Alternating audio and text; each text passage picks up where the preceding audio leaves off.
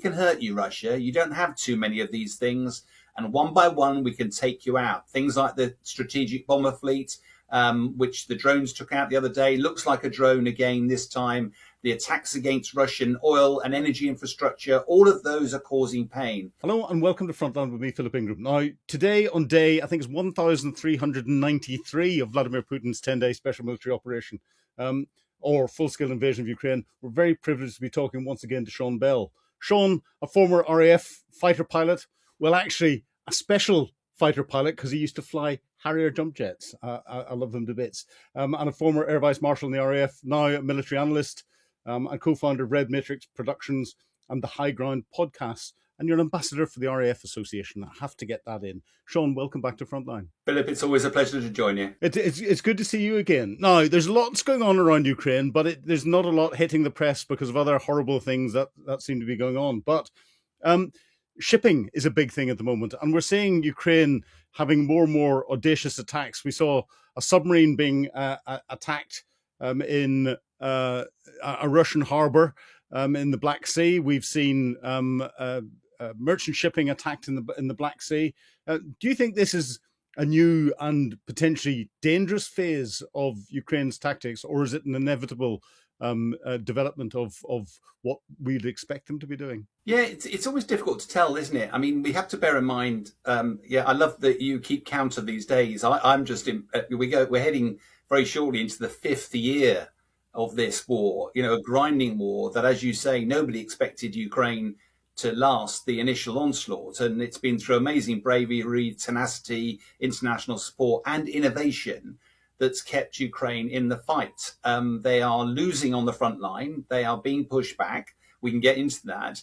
But they are finding other ways to strike and hurt Russia. And I think one of the ways is that if it's true that they've taken out one of these Kilo-class submarines, certainly the video looks pretty compelling, but Russia is saying that there's nothing happened at all. That's a continuation of we can hurt you, Russia. You don't have too many of these things. And one by one, we can take you out. Things like the strategic bomber fleet, which the drones took out the other day, looks like a drone again this time. The attacks against Russian oil and energy infrastructure, all of those are causing pain. What I think is interesting is that you also mentioned, though, that Russia, in turn, seems to be attacking some of the port and civilian shipping. I'd be really interested in your view as well, but given I suppose I'm the guest, my take on that at the moment is that Russia also recognises that big handfuls now, you're a former soldier, soldiers win battles, but nations win wars. It's not just about fighting on the front line, it's about generating the bullets, the guns, the missiles, the infrastructure you need, the weapons you need to sustain long war. And that's a whole of society approach. Russia is spending, I think it's 7% of GDP now on defense, 40% of available funding. Its economy is on a war footing, and therefore it's generating all of this. What it's targeting, I think, is knowing that Ukraine is having to import lots of this stuff. It's coming in on all sorts of landlines, so it's been targeting rail infrastructure, but also by sea. And as you and I both know, if you target civilian shipping, it can't operate without insurance. Insurance becomes untenable if it comes under attack. So I suspect that's what Russia's doing here. Well, yes, it's interesting. I think that's the Russians responding to their Shadow Fleet tankers being attacked, and they attacked 2 grain ships and a couple of others. But the grain ships were actually Turkish flagged, which will be interesting given Erdogan's position in all of this. And I think that will, if that escalates, that's the Russians, I think, sending a message back to the Ukrainians. If you're going to attack our shipping, we're going to attack your shipping. And therefore, this tit for tat could go in a very interesting way. I think you're right. But what's fascinating is that up till now, Russia really has most of the cards. Let's use Trump's parlance. It is the bigger force. It has the more modern weaponry. It has the mass. What is interesting, though, is so it should really be dictating how this war runs. And I can only really refer back to an Air Force example, the Battle of Britain back in World War II. The Royal Air Force was on its last legs, but Hitler decided to change tack, and rather than keep focusing on wiping out the Royal Air Force, suddenly diverted the bombers to attack London. However damaging that was, by not focusing on the aim, he actually took his foot off the throat of the Royal Air Force And of course, the rest is history. I always think it's fascinating whenever we have conjecture that maybe Putin is reacting to Zelensky. I love it because it sounds now as if Zelensky's starting to grab the initiative and forcing Putin to react, if that's true. It's interesting. You said that Ukraine was losing, and talking about the front line. And I have a slightly different view, but I think we're getting this. We're probably agreeing. It's just different language that we're using. And Ukraine is trading space for time. They are losing territory in the front line, but it's at a pitifully slow pace in Russian advance. During the Second World War, in the same length of time, Russia had pushed the Germans back from just outside Berlin, just outside Moscow to just outside Berlin. They've moved about 40 kilometers in the last 4 years at huge costs, in manpower, equipment, and everything else. And they're running out of modern equipment. Or their modern equipment, whilst the Ukrainians are gaining more and more Western equipment. And the Ukrainians are using that time to attack that wherewithal, that ability of Russia to continue to fund the war, to build its war machines and everything else in its factories, the command and control, the morale that's there, and attacking the morale of the Russian people, because the cost of living is going up, fuel is becoming increasingly difficult to get hold of. And the one thing that Putin fears most is the people becoming aware and getting concerned and rising up against him. So, Ukraine has got the initiative at the minute because they're forcing the Russians to react. And again, on the battlefield, if we look at the recent successes at Kupiansk, where only at the end of November the Russians Putin had declared that the Russians had taken Kupiansk. He would bring international journalists in to see it. He had got the general that was responsible for it and given him a big medal very publicly. And then Zelensky 2 days ago went and took a selfie in front of the big sign outside Kupiansk, and the Ukrainians have virtually captured it back again.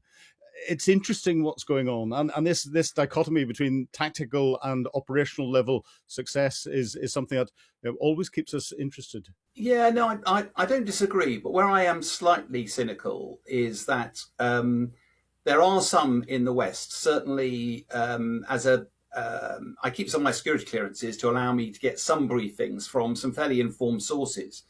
And often over the last few years, they've been presenting this as a half full. Ukraine is winning, but they're moving backwards. And you sort of go, okay, if they are able to capitalize on the time, then trading space for time, I get. But as you started off this interview, as we head towards the 5th year of this war, Ukraine is the smaller country. It's got about a quarter of the population. Having recently been out there, they are struggling for soldiers to actually replace those that are lost. And although they are losing significantly fewer, because as you know better than I, the force on the attack loses a lot more than that on the defense, particularly if you use Russian tactics. But given that Putin has time, and whilst I respect the fact you can look at the time and how Ukraine has used it in a relatively positive way, if I was to look at this at an operational strategic level, I think Putin is probably feeling bolder and more emboldened now than he ever has been in this war. He is making ground. He's watching America's position look increasingly fragile. He's watching NATO and Europe particularly become a lot more fragmented. And Europe is rushing around trying to come up with some sort of negotiated solution without him even being at the table. So that's what I mean by I think it's looking a bit worrying for Ukraine at the moment. And I think there's a greater burden falling on the European leaders' shoulders to try and work out what to do about it. No, I agree with you that with that completely at the strategic level. Putin is, I frequently say this, sitting behind his big oak desk in Moscow with a large glass of best Russian vodka in his best Russian crystal with a big white cat on his knee and is stroking it. Because, at the strategic level, he's calling a lot of the shots. He's got Donald Trump marching to his drumbeat. We saw that with the 28-point plan that the Russians gave to Witkoff, and Witkoff then presented it as the American peace plan. We've seen it the way he's got NATO fracturing, or that certainly the EU is fracturing in certain areas, and Putin thinks he has got more control over what's going on than I reckon he actually does, because he's been misled by his tactical commanders, as we saw with Kupiansk. and he's very confident.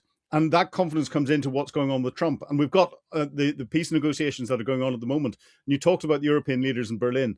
What do you think is going to come out of that? Well, firstly, I'm not as positive as I think a lot of our fellow commentators are. Certainly, a lot of the news talks about we're 90% of the way there, we're nearly, and you go, well, and then in the same breath, MI6 is turning around and say there's absolutely no evidence whatsoever that Putin is remotely considering negotiating.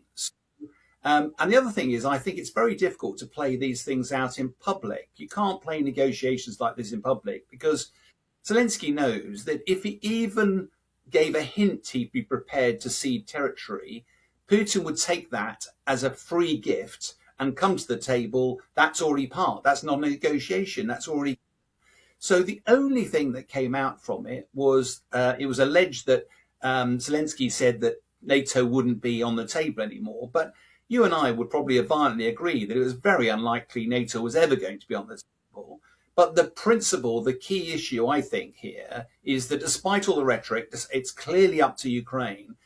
Territory is going to be very difficult for Ukraine to take back. I think there's an inevitability. And when I was last out there, even Ukrainians now are saying there feels like an inevitability that some of their territory will have to be ceded, whether permanently or temporarily, as a compromise. But they're not going to say that yet because the principle, the key issue is how on earth do you create the security guarantees you need to make sure that Putin doesn't pause for 5 years and then come again? You and I both know, the history of this. Ukraine was the third largest nuclear power. It agreed to give up those nuclear weapons in return for a cast iron guarantee from America, from Russia, from the UK, signed on the Budapest Memo of 1994.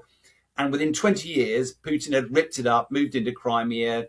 10 years later, had moved in to the Ukraine. So it will not be possible for America's Trump or anybody to sign a bit of paper and say, no, we promise to come to your aid if there's a problem.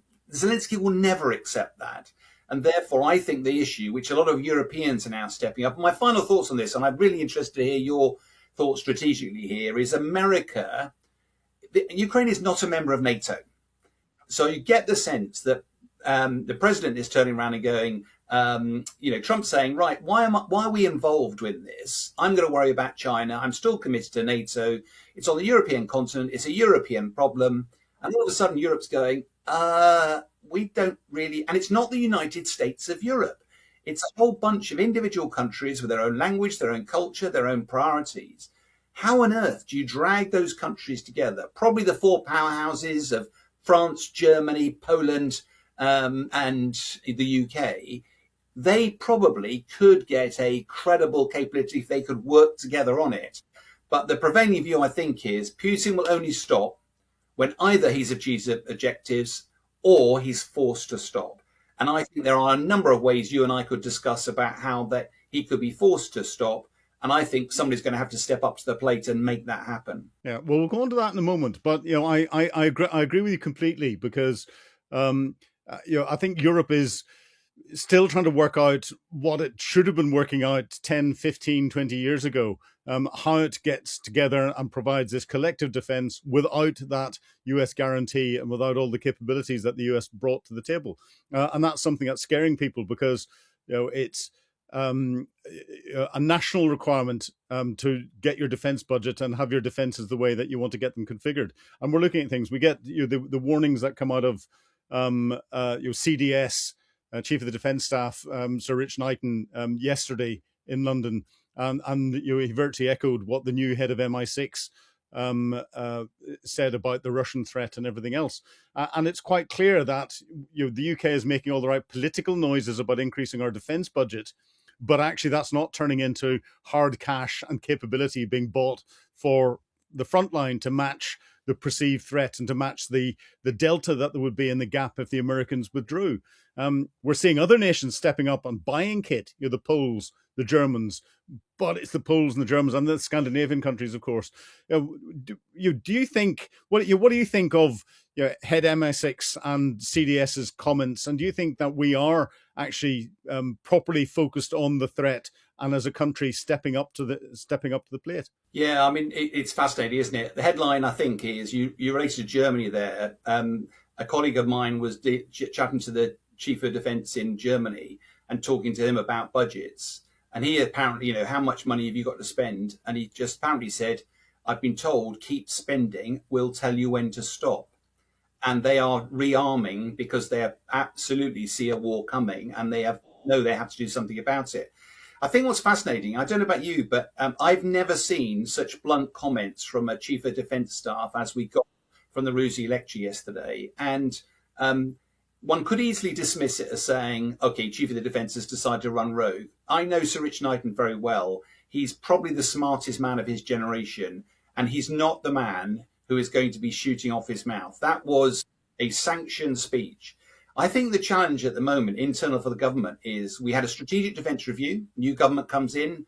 I think that was pretty well received, the defence review, but that's a vision of what defence is going to look like for the next 10 years. But vision without funding is hallucination. The money profile over that was the Defence Investment Plan, the DIP, that was meant to have been completed by the end of August. I've not seen anything of that yet, and it doesn't appear that it's going to come out to the new year. Meanwhile, the government has made clear its financial priorities when Rachel Reeves announced there was going to be more money for welfare and not a mention of defence. And there is this feeling, and I deal with a lot of the current serving military commanders who have to be somewhat cautious about what they say, but there's evident anger building because they're turning around and going, we think that there is an element of playing this long, playing Trump long. He'll be out of power in a few years' time. Promise jam tomorrow, promise the 3.5% to 5% GDP, but in 10 years' time, that's a tripling of the defence budget. But if you push that out to 10 years' time and don't do anything now, then maybe you'll still be able to manage your priorities. And I think that's angering people now. That's why Chief of the Defence Staff said what he did, because he's making a wake-up call that the best way, as you and I both know, to avert war is to prepare for war. Because the more credible that you can have your military forces, the more you put a seed of doubt in your adversary that goes, I'm not sure the benefits outweigh the risks. And therefore, that is why we need to be investing in defence, to make sure that we are secure in the future. So come on, let's get back to what I said at Park. How are we going to force Putin to capitulate, to sign a peace deal, to move on and focus somewhere else? Yeah, so my own view is that you can either use it by force or economically. Economic really hasn't worked that well. By force, the one tactic that does seem to work for President Zelensky is attacking Russian energy infrastructure. Russia seems to have tried to protect the stuff that's on to the west of the country, the stuff that's closest to Ukraine. But the longer the weapons longer range weapons that Ukraine gets, the more vulnerable the Russian energy infrastructure is. And the more Putin is scratching his head to try and work out how to protect it. And whilst it's a great shame, Tomahawk missiles, I think, would have been a great addition from President Trump. He could have forced President Putin's hand. That would have made life incredibly uncomfortable. Who only knows what was said in that phone call between Putin and Trump? But whatever Putin did, he dissuaded Trump from handing over those missiles. But I think it's going to be a concerted effort, A, to provide more technology to Ukraine. So we may not be able to sell them long-range missiles, but we can certainly help them build them and quickly and without all of the test and evaluation rubbish that we have to do in peacetime. In wartime, they just build them, fire them, see if they work. And the other bit is actually looking at whether a no-fly zone over part or all of Ukraine would have, in my humble opinion, a dramatic impact on Putin's calculus. It's minimal risk because, frankly, I'm a former aircrew, but you're putting ones or twos of aircrew lives at risk. But it's a very powerful statement. And I, for one, believe Western air power massively dominates what Russia has. It would cause a major challenge for them. Well, if you can get the air ISR up in the place and the coordination, you can see any threat that's coming quite easy from a long way off and keep the individual air crews safe from that. And I agree with you from that perspective. We've got Ukraine has just launched its launched it. They have paraded their own ballistic missile capability, which Zelensky said was coming, and they said they're going to manufacture lots of those. So we've got lots of Ukraine's ballistic missiles. We've got the Flamingo long-range cruise missile. Do you think that the energy infrastructure is Putin's Achilles heel then? I think what you said earlier on in this interview, I think it's very important that one of the things Putin can't afford to lose is the tacit support of his people. And the more people start to feel the pain, the more the oligarchs, where the real power probably lies, realize that the moment they can't go on holiday with their kids to the south of France, they can't enjoy their luxury yachts, they can't enjoy... All of a sudden now, if austerity starts to bite into Russia as well as a load of people losing their loved ones there, I think Putin is well aware that support can evaporate very quickly. One of the things that funding the war is key.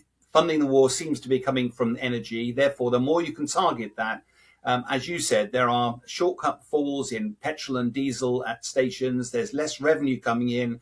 Russian reserves of finances are decreasing rapidly. It is not a short-term hit, but if we are in the principle that says, Russia needs to be forced to that table, I believe things like Tomahawk missiles and have a concerted effort to provide Ukraine with long-range weapons targeting that energy infrastructure is probably a very good way of putting a lot of pressure onto President Putin. Well, Donald Trump, Marco Rubio, and Pete Hegseth, as you're listening to Times Radio Frontline, you've got the advice, you know what to do. But Sean Bell, it's been a real pleasure talking to you again on Times Radio Frontline. Always a pleasure, Philip. You've been watching Frontline with me, Philip Ingram. If you'd like access to exclusive content, please subscribe to Times Radio membership and watch us on YouTube. But you can now get us as a podcast wherever you get your podcasts from.